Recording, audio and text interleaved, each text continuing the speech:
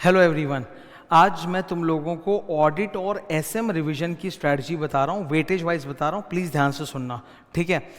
सबसे पहले मैं पेपर 5 ऑडिटिंग डिस्कस करूँगा एंड देन फिर मैं पेपर नंबर 6 भी स्ट्रैटेजिक मैनेजमेंट जो 50 मार्क का होता है वो डिस्कस करूँगा, ठीक है।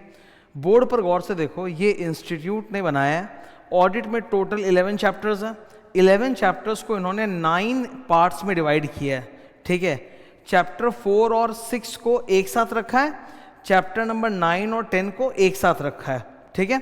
नाउ 4 और 6 से तो मुझे दिक्कत नहीं है। 4 एक बड़ा चैप्टर होता है, बहुत ही बड़ा चैप्टर है 4, और 6 जो चैप्टर है वो छोटा चैप्टर है। कुल मिलाकर तुम देख सकते हो 82 पेज और 12 पेज 94 पेज का होता है।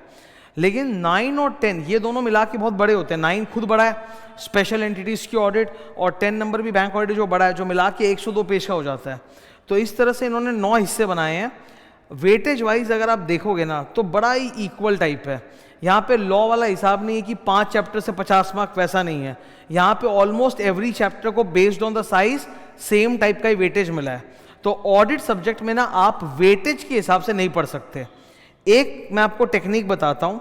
लगभग हम लोग बोल सकते हैं कि जो वॉल्यूम 1 वाला पोर्शन है ना, वॉल्यूम 1 चैप्टर नंबर 1 2 3 4 5 जिसको मिला के हम लोग बोलते हैं वॉल्यूम 1, वो तकरीबन 56 मार्क्स का वेटेज रखता है, ठीक है।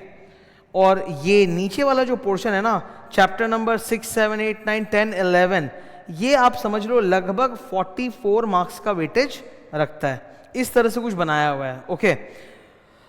तो इससे ये तो समझ में आ रहा है कि वॉल्यूम 1 वाला पोर्शन बहुत इंपॉर्टेंट है, वो more than 50% of the paper को डोमिनेट करेगा। ऑन कॉन्ट्ररी जो वॉल्यूम 2 है वो लेस डोमिनेट करेगा। बट अब मैं बात करूंगा इजी और टफ के हिसाब से, ठीक है। मैं तुमको ये सजेस्ट करूंगा कि वॉल्यूम 1 ऑब्वियसली इंपॉर्टेंट है बहुत ज़्यादा, उसको तो करना ही है। लेकिन वॉल्यूम 1 में जिस चीज़ से तुम डरते हो उसको तुम डेफर कर सकते हो, मतलब बाद में कर सकते हो। 2 सबसे खतरनाक चैप्टर जिससे आपको डर लगेगा वॉल्यूम 1 में, ठीक है, चैप्टर 2 और 3। चैप्टर 1 तो पढ़ना ही चाहिए, इजी है, पहला चैप्टर है। चैप्टर 4 भी बहुत अच्छा होता है, उसमें ऐसे 500 सीरीज के भयंकर सारे स्टैंडर्ड्स और प्रोसीजर बेस्ड है, अच्छा है। चैप्टर 5 आइटम्स ऑफ एफएस, ये भी लंबा है पर अच्छा है, कंट्रोल में। जो तुमको हार्ड लगेगा वो है chapter number 2 and chapter number 3। तो तुम एक काम कर सकते हो, जब तुम वॉल्यूम 1 की किताब उठाओ, स्टार्ट विद वॉल्यूम 1, तुम चैप्टर 1 पढ़ना, फिर 4 पढ़ना, फिर 5 में जाना, ठीक है। फिर तुम वॉल्यूम 2 में आ जाना। वॉल्यूम 2 के जितने भी चैप्टर्स हैं वो सारे ट्रेडिशनल चैप्टर्स हैं सिवाय एथिक्स को छोड़ के, और मतलब पढ़ते पढ़ते आराम से हो जाएगा, तुमको टफ बहुत ज़्यादा नहीं लगेगा, तुम प्रिपेयर कर पाओगे। एक तो एग्जाम के टाइम पे हमारा माइंड भी तो तेज हो जाता है। तो वॉल्यूम 1 में चैप्टर 2 3 को तुम एकदम लास्ट के लिए रखो, बाकी चैप्टर 1 4 5 कर लो, फिर वॉल्यूम 2 में आओ, गो लाइन बाय लाइन 6 7 8 9 10 11 ऐसे पूरा कंप्लीट कर लो। जब तुम इतना कुछ कंप्लीट कर लोगे, कॉन्फिडेंस हाई हो जाएगा, लेवल भी बढ़ जाएगा, ऑडिट पूरा दिमाग में घूमेगा, तब तुम जाके चैप्टर 2 और 3 को अटैक करना, तब वो भी तुमसे हो जाएगा। प्लस मैंने ऑडिट के अंदर भी पूरे मतलब 25-26 घंटे का महा मैराथन लेके डाल रखा है, 3 पार्ट्स, लिंक्स बहुत बार मैं टेलीग्राम में डाल चुका हूँ, तुम देख सकते हो। मेरे यूट्यूब चैनल में जाके CA इंट्रो ऑडिट प्लेलिस्ट देख सकते हो। वो प्लेलिस्ट, वो मैराथन्स भी बहुत हेल्प करेंगे। इट इज़ 100% मैराथन, जहाँ मैंने सारे टॉपिक्स को डिस्कस किया है, बड़ा एफर्ट डाला है। मेरे ख्याल से तुमको वो बहुत हेल्प करेगा इन रिविजन, ठीक है।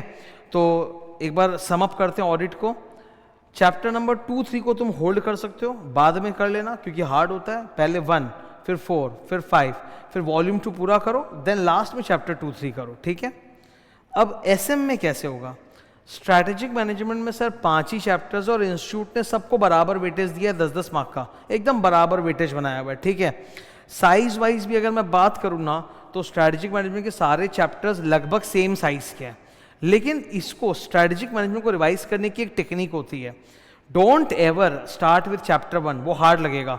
चैप्टर 1 में वैल्यूज, विजन, मिशन है, तुम पढ़ोगे, तुमको फीलिंग आएगा पर आर्टिकुलेट नहीं कर पाओगे, लिख नहीं पाओगे, तो दिक्कत होती है।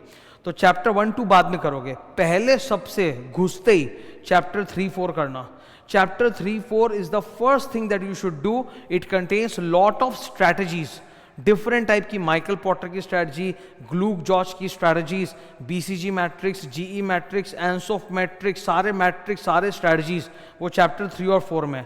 तो पहले 3 और 4 को एकदम धो पोछ के अच्छे से कर लो। उसके बाद सेकंड आप करोगे जाकर चैप्टर 2 को। चैप्टर 2 अच्छा है, चैप्टर 2 में आपको 3 और 4 अगर हो जाएगा ना तो फिर चैप्टर 2 को करोगे तो समझ में आएगा। उसमें भी बहुत सारे अतरंगी टाइप के टॉपिक्स हैं।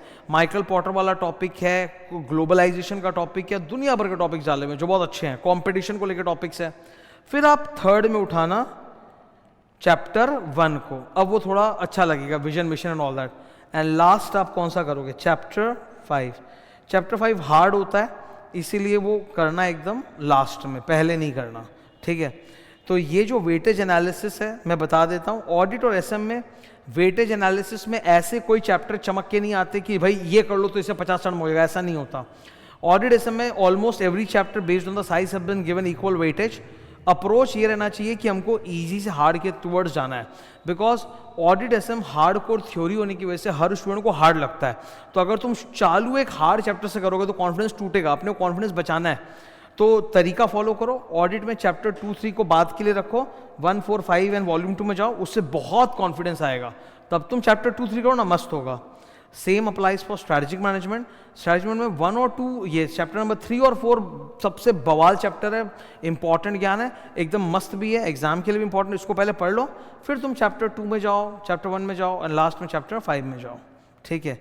ये स्ट्रैटेजी है पूरी बनाई हुई, ओके। आई होप ये जो मैंने बताया वेटेज और स्ट्रैटेजी तुमको हेल्प करे, फॉलो करो। कोई भी स्ट्रैटेजी क्या होता है ना, जो बताता हूँ मैं उसका एक लॉजिक बता देता हूँ तुम लोगों को कि मैं इस वजह से बोल रहा हूँ। फिर भी क्या होता है, हर स्टूडेंट का अपना एक इंडिविजुअल माइंड होता है और उसको अपने हिसाब से अपनी स्ट्रैटेजी बनानी चाहिए। तुमको जो उचित लगे तुम वो स्ट्रैटेजी प्लान बनाओ, एग्जीक्यूट करो, एक्सपेरिमेंट करो, देखो क्या सूट करता है क्या नहीं करता है, फिर आगे मूव ऑन करते जाओ and make the most of the exam time.